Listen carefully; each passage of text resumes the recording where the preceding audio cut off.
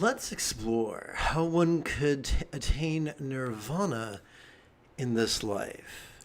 This evening's lesson is drawn from a good-hearted question found on Reddit. Let us begin with some broad brushstrokes. Oh, look at that. I forgot to write the question down. Derp. Well, don't I feel silly? So I guess what we'll do right now is just click. Going to click button. Okay, so this will take a minute. Do bear with me. Thought I could use a shortcut. The shortcut is not available.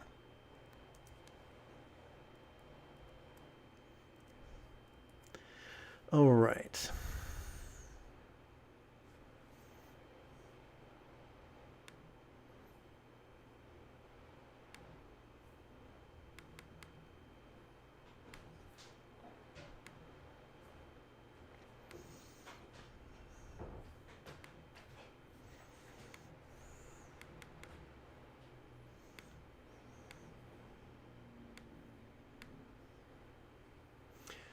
All right, the individual wrote, I want to reach nirvana in this lifetime.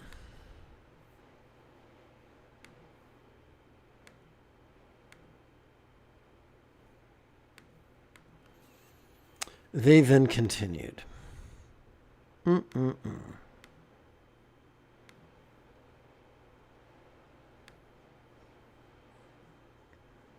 Copy. And paste.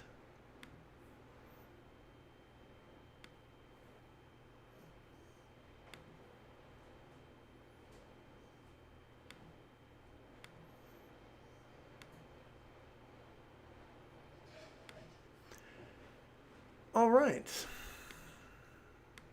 I meditate. Oopsie, this seems unusual. There we go. I meditate 30 minutes per day, and I've reduced my sexual activity to once per week. Soon I will be willing to take the step to reach parinirvana. Are there any arahants here who have advice for me? All right, so there are 2 steps needed to accomplish our goal. Here's the first one. Well, here's an overview. We need to use the Buddha's definitions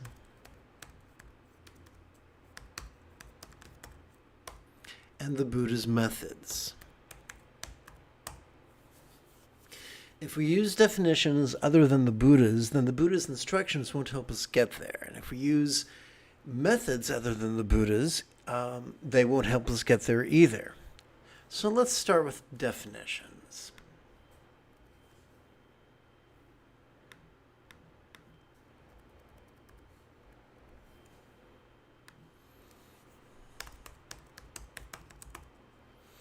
What is nirvana? The first enlightenment factor is mindfulness. There are some people who would tell you that the key to nirvana is to stop experiencing dread or desire. The problem with that definition is that it tends to undermine mindfulness. Once you tell people that there are bad things to notice and good things to notice, rather than stop desiring or dreading, they'll just stop noticing. And that is a very efficient way to shoot oneself in the foot, metaphorically. So now that we know what the Buddha's definition is not, let us decide what the Buddha's definition is. It's quite simple. Nirvana, or the state of being an arahant, is simply mastering the Buddha's Eightfold Path. When I was a little boy, I found the tying of my shoes to be rather daunting. I had to receive the instructions over and over and over again. There was great frustration and tears. But after a very long period of time, or what seemed like a long period of time, By the time first grade rolled around, I had so mastered tying my shoes that I could do so spontaneously, habitually, easily, and effectively. Same thing with riding my bike. I was convinced that I was going to plummet 24 inches to my death. And yet I'm still alive.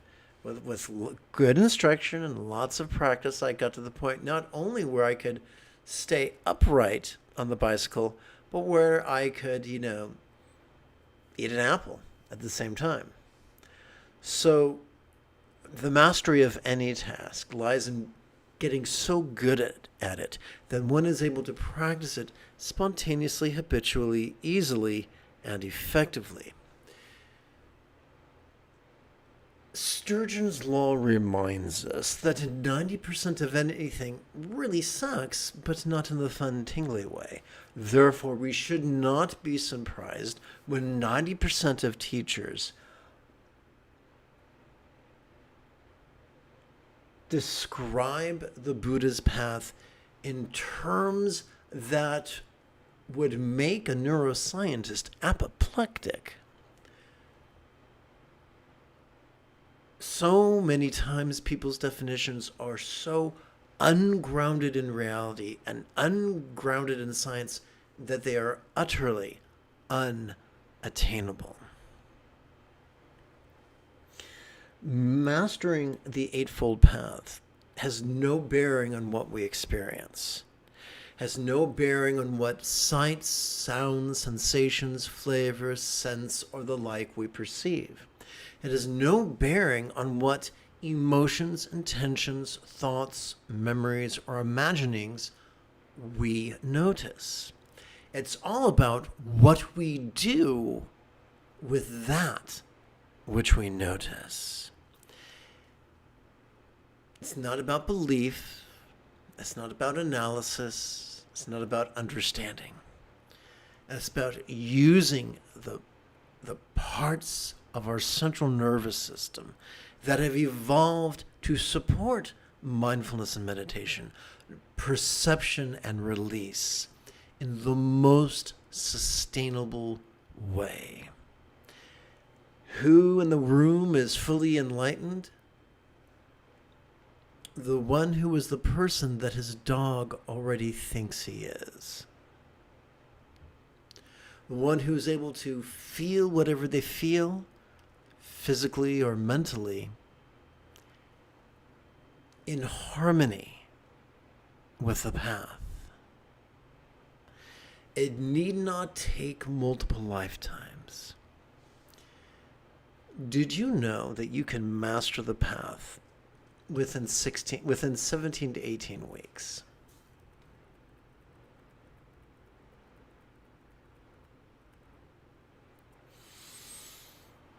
Begin sitting properly for 5 minutes every 12 hours. After a week, you can bump that up to 10 minutes. By the third week, you can bump that up to 15 minutes. Every week, bumping it up in another 5 minutes every 12 hours. And by the conclusion of the 15th week, you could have so mastered sitting that you could do so comfortably for a 15-minute class and a 60-minute practice. By progressing gently, it is more sustainable for your body and for your emotions and for the emotions of those in your life, for your pets and partner and children and co-workers and boss. By you progressing gently, no one's freaked out that you're going to run off and abandon them, and you're setting yourself up for success. I look forward to practicing with you together this evening after approximately 30 seconds of housekeeping. This is Lama Jigme Gyatso of the Buddha Joy Meditation School. For more than 30 years, I've spent about 8 hours a day, almost every day, studying, practicing, mastering, and reverse engineering the teachings and techniques of each sect of Buddhism so that you would not have to. Welcome, my friend, to Meditate Like a Jedi, which is made possible due to the generosity of viewers just like you. And by the way, if you can't afford to help out, no worries. Then simply make use of these teachings. Come to Livestream if your area, if my time zone is in harmony with your time zone, and if not, then just watch the live streams. YouTube does a good job of saving most of them. And when you have questions, either ask them during a live stream or ask them in the comment area after a live stream, and I'll be happy to get to them. And together as a team, as they say in Kentucky, we can whip up on it.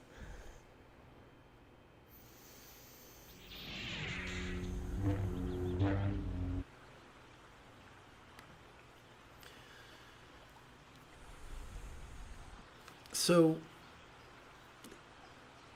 there are some trainers, fitness trainers, who will have you do circuit training. That's what we're going to do. We're going to play with a love contemplation. We're going to play with a wisdom contemplation. Then we're going to rest in mindfulness and meditation. And then we're going to repeat the circuit. Easy peasy lemon squeezy. So we're going to begin by bringing the 4 bases of mindfulness: the circumstantial, the physical, the interpersonal, and the mental. We're going to bring these 4 bases of mindfulness into the path of stress and loving kindness. Please chant with me.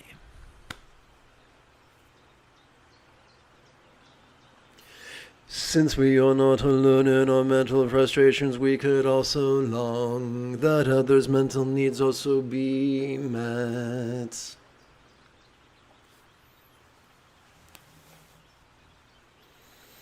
So what we're going to do is take all these words and condense them into just 2. During our in-breath, we're going to silently and mentally recite the word wise. During our out-breath, we're going to silently and mentally recite the word all.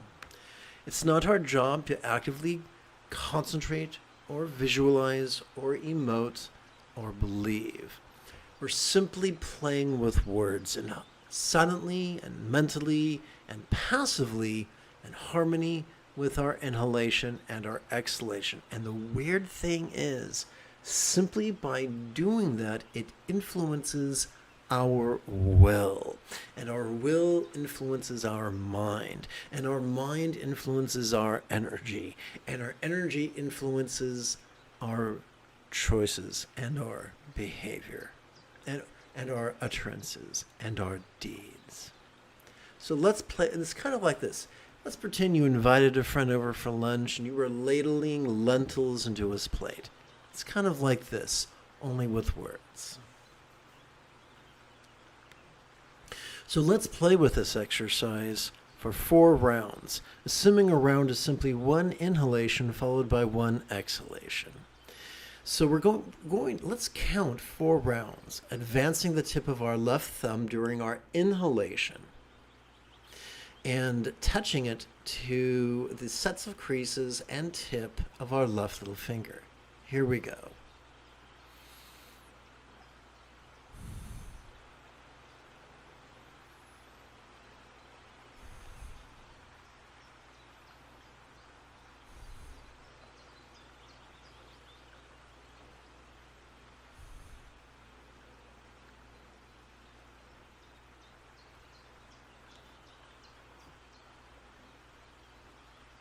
Please chant with me. Since we are not alone in our interpersonal frustrations, we could also long that others' interpersonal needs also be met.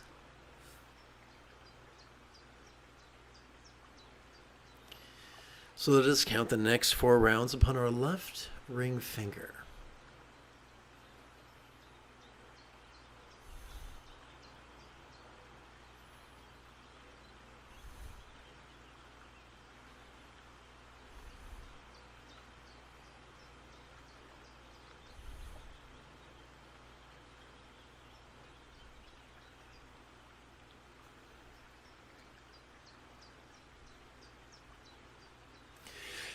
Since we are not alone in our physical frustrations, we could also long that others' physical needs also be met. Let us count 4 more rounds upon our left middle finger.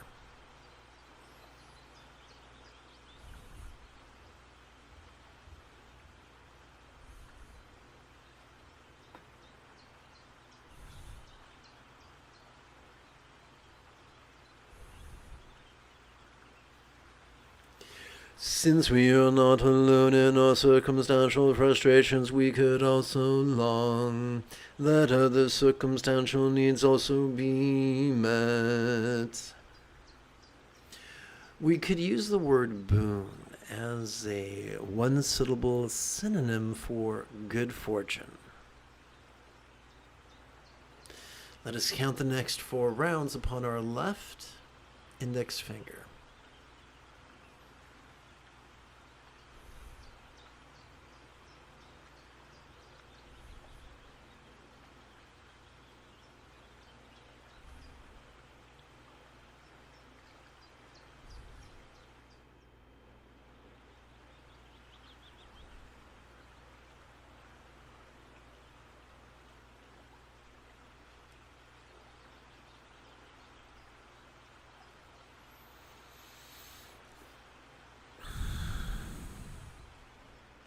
So we have just counted 4 sets of 4 rounds for a total of 16. So we've explored how it's possible to count 16 rounds on just 4 fingers and 1 thumb. That's great. On our right hand, we can count sets. So we've just completed our first set of 16 rounds. And now we can start our second set.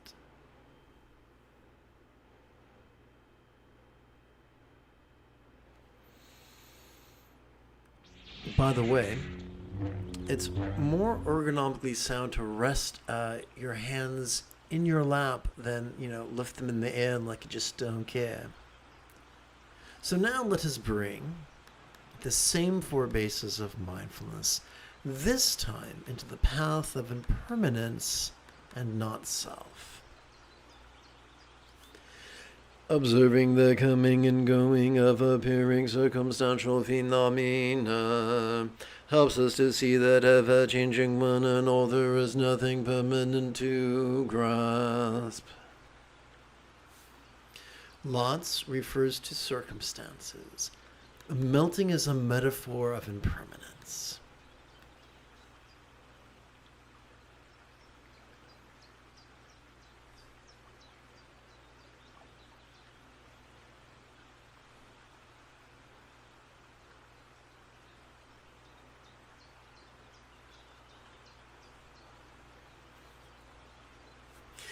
Feeling the coming and going of sensual physical phenomena helps us to feel that ever-changing one and all there is nothing permanent to grasp. Forms is a synonym for bodies.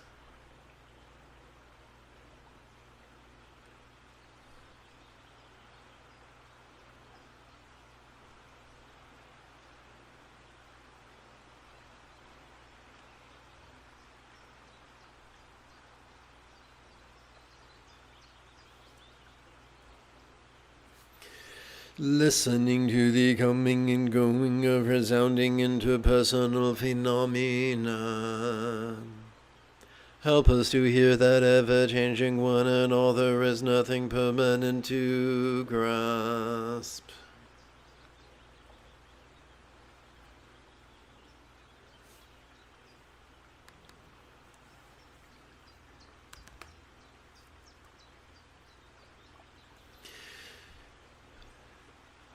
Feels is a reference to our experience of the interpersonal.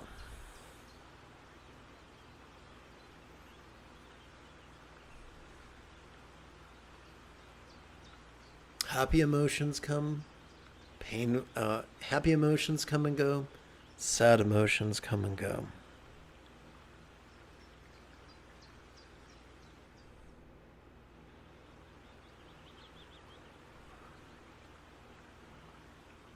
That doesn't mean we should hide from our emotions. Remember, the fourth enlightenment factor is joy.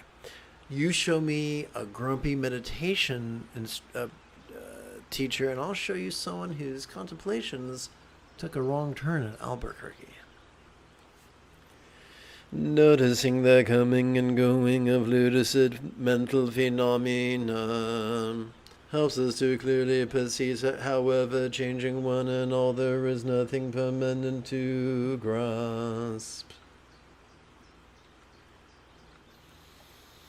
By the way, in certain parts of Asia, a conical tower symbolizes an enlightened mind.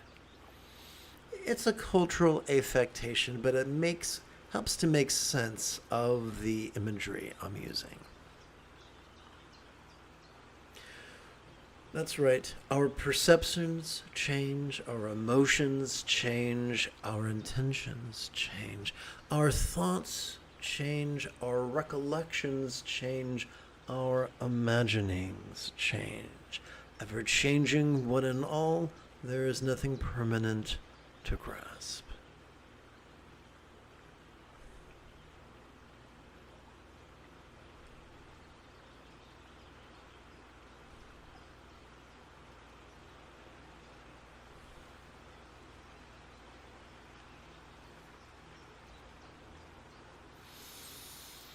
For the next 14 sets of 16 rounds, let us bring whatever we spontaneously notice into the path of awareness and release.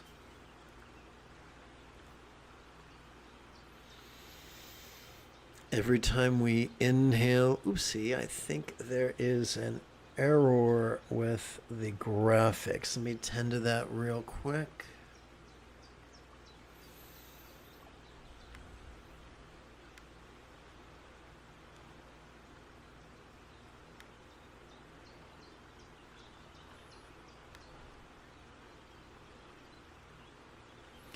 Let's see if that helps. Almost. Let's see if we go like that. There we go. Okay.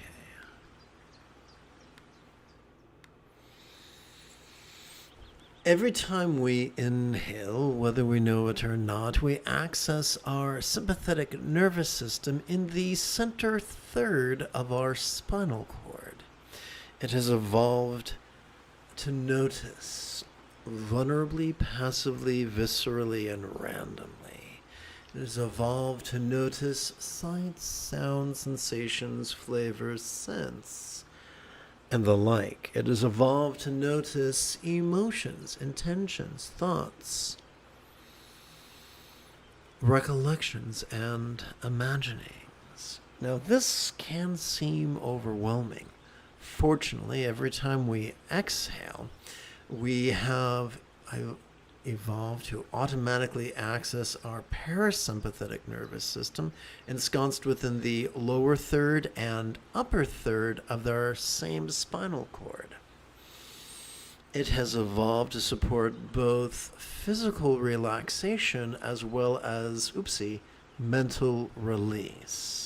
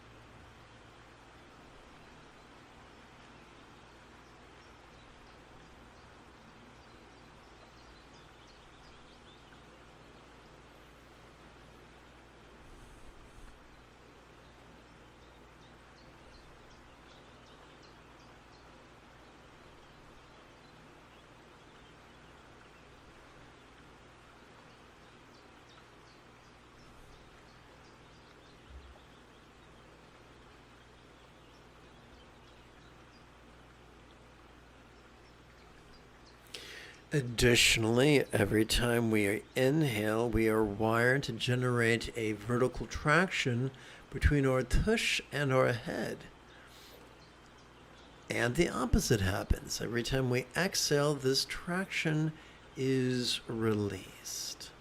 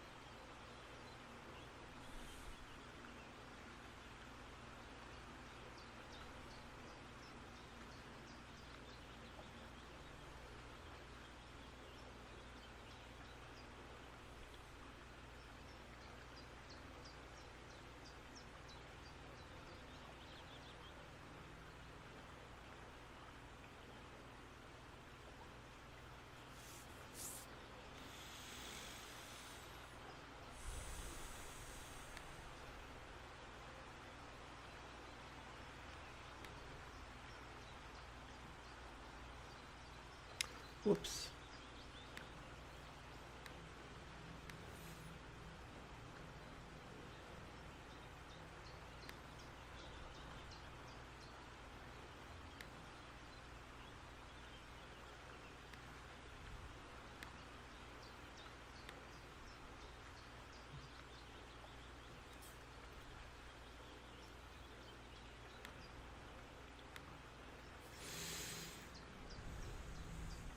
And now let's start our second lap. Since we're in, we will again bring the 4 bases of mindfulness into the path of stress and loving kindness. Since we are not alone in our mental frustrations, we could also long that others' mental needs also be met.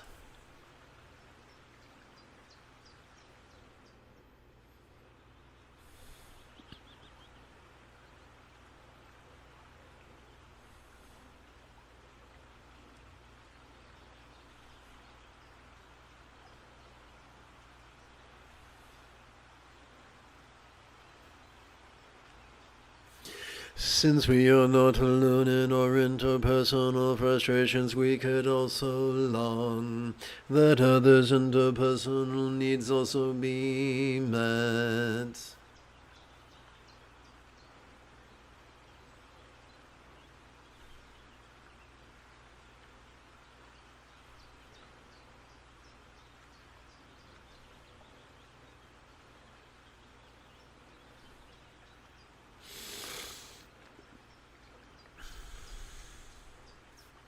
Since we are not alone in our physical frustrations, we could also long that others' physical needs also be met.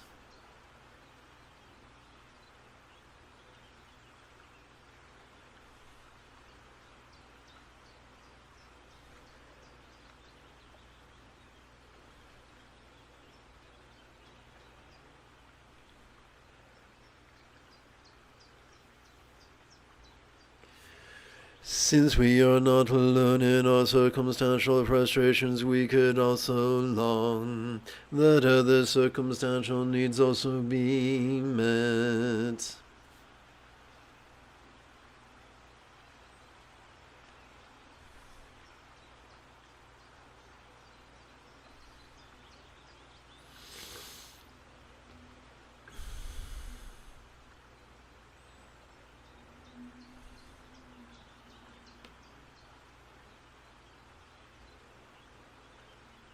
Again, let us bring the 4 bases of mindfulness into the paths of impermanence and not self.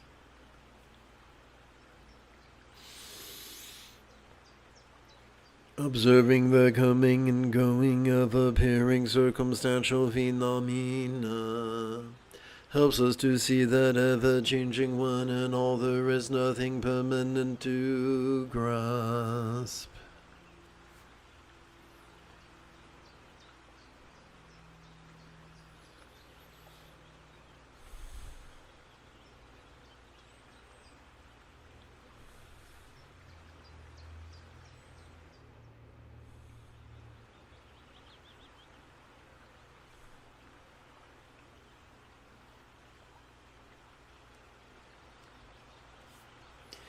Feeling the coming and going of sensual physical phenomena helps us to feel that ever-changing one and all there is nothing permanent to grasp.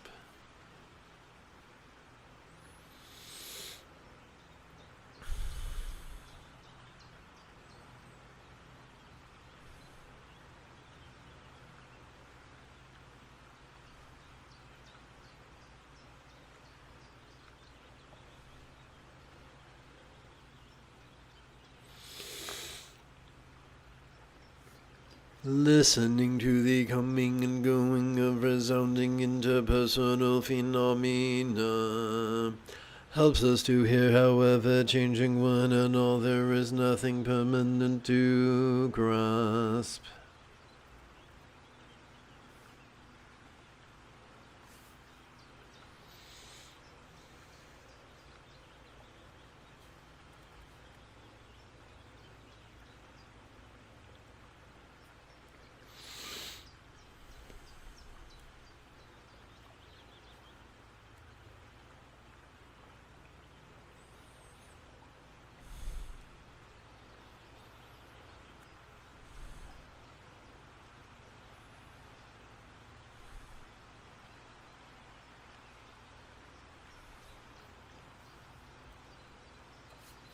Noticing the coming and going of lucid mental phenomena helps us to clearly perceive, however changing one another is nothing permanent to grasp.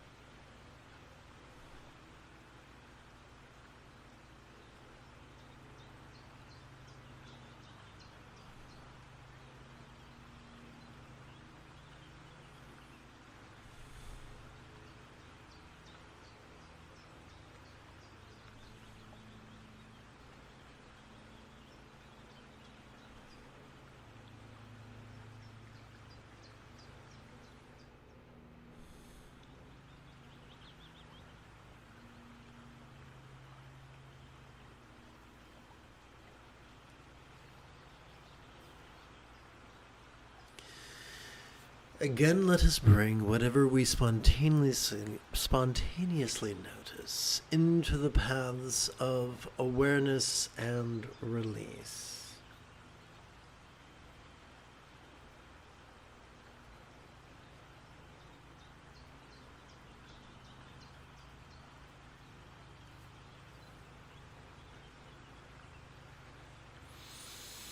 Remember, the moment you have a specific question about Buddhist chanting, Buddhist meditation, Buddhist philosophy, or their application, please type your question in great detail in the chat window.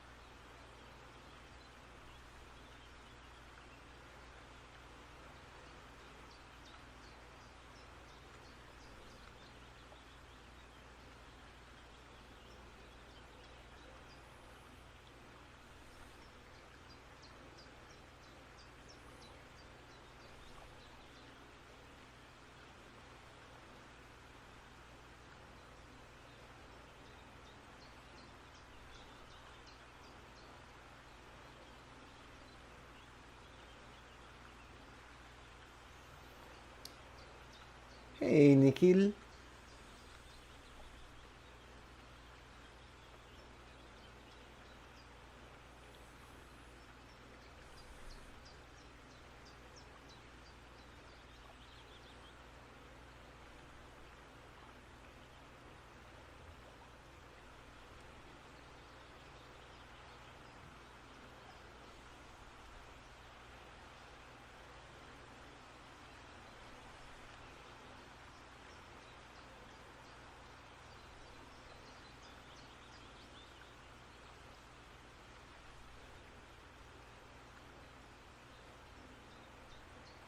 So, Nikhil, as you breathe in, please silently and mentally recite the demonstrative pronoun this. And as you exhale, please silently and mentally recite the one syllable verb is.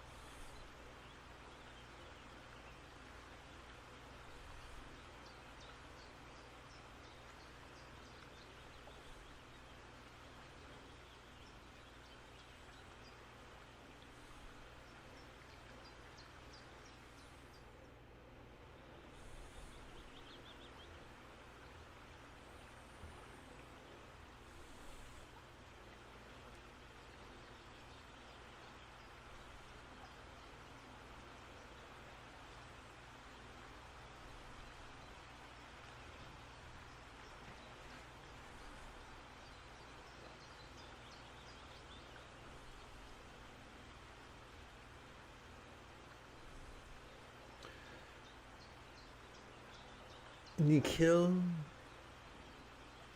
if you have questions about Buddhist chanting, Buddhist meditation, Buddhist philosophy, or how to apply them, those are the questions I'm interested in answering.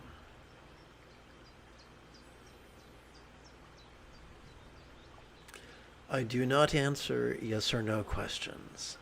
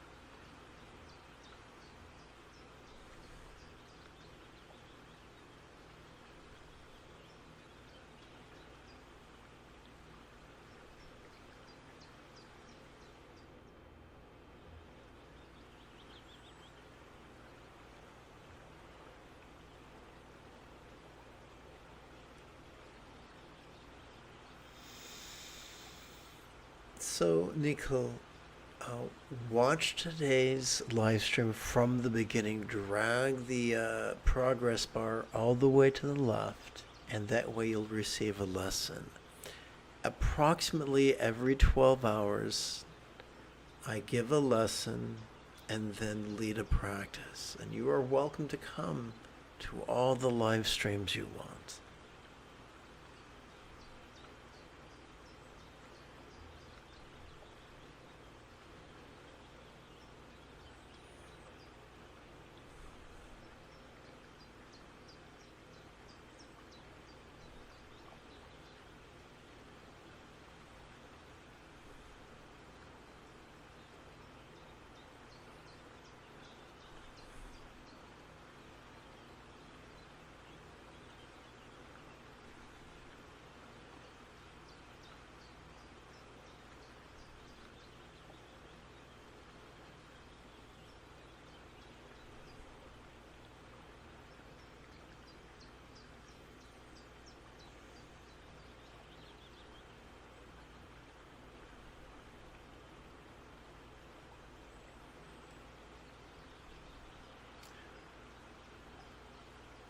Nikhil, welcome to the channel.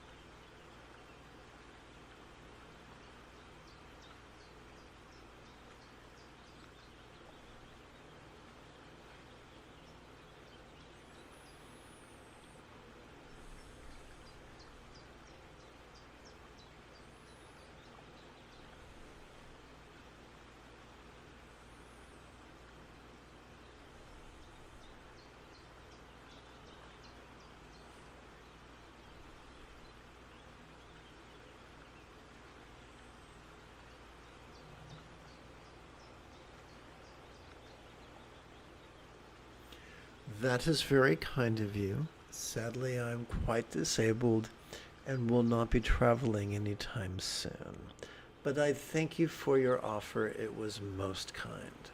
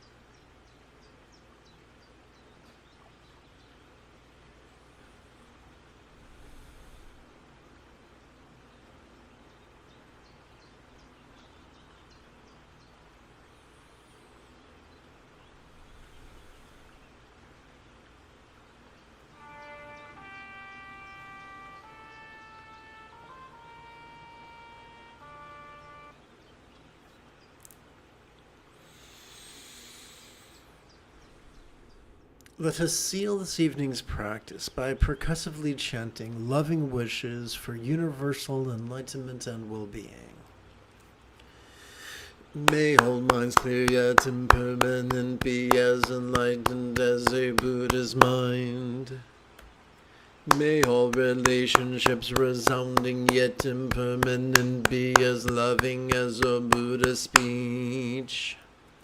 May all bodies sensual yet impermanent be as beautifully healthy as a real or imagined Deva's form. May all circumstances appearing yet impermanent be as safe and abundant as a real or imagined Devi's land. If you feel that I have earned it, you could give this live stream a thumbs up. You could even help support this channel. In approximately 10 3/4 hours, I would very much like to return to lead tomorrow's early meditation class and group practice. And if you are as geeky as me, may the Force be with you always.